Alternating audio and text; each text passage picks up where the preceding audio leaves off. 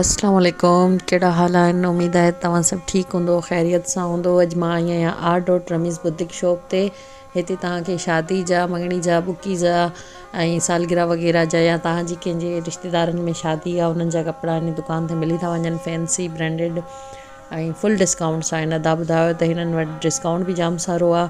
Fancy suit पिया आहिनि हिननि वटि। ॿार आए त अचो, विज़िट कयो, वठो, इंजॉय कयो।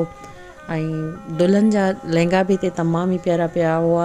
तमामु सुहिणा लहंगा पिया हुआ। तमामु भले तरीक़े सां उन्हनि ते कमु थियलु हुयो ऐं डिस्काउंट सां गॾु हुयो। सभ खां सुठी ॻाल्हि हिन महांगाई जे दौर में तव्हां सभिनि खे मुंहिंजे चैनल जे ज़रिए मुंहिंजी भेनरुनि खे डिस्काउंट मिली वञे, इन खां वधीक मुंहिंजी छा ख़्वाहिश हूंदी।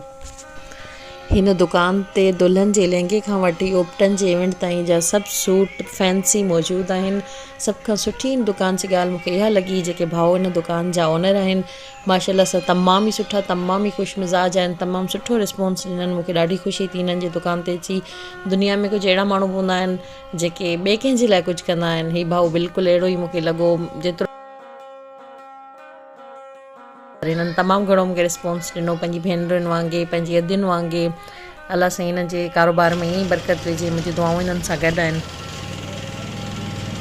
अढाई सूट घणे जो आहे?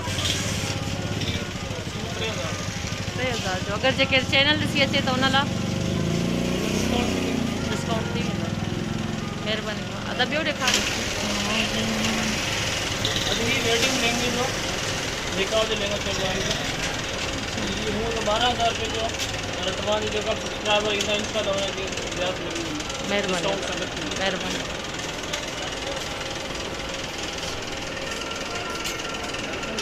प्लेन वैरायटी तो शॉर्ट फ्रॉक से मुख्तलिफ प्राइस में 4000, 3500, 4500 रुपये मुख्तलिफ प्राइस में।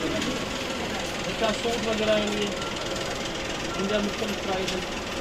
ये लहंगो मिलेंगे तव्हांखे। हेलो तव्हां सब्सक्राइब लाइ इहो चवणु चाहींदुमि त इंशाल्लाह अचो तव्हां हिते।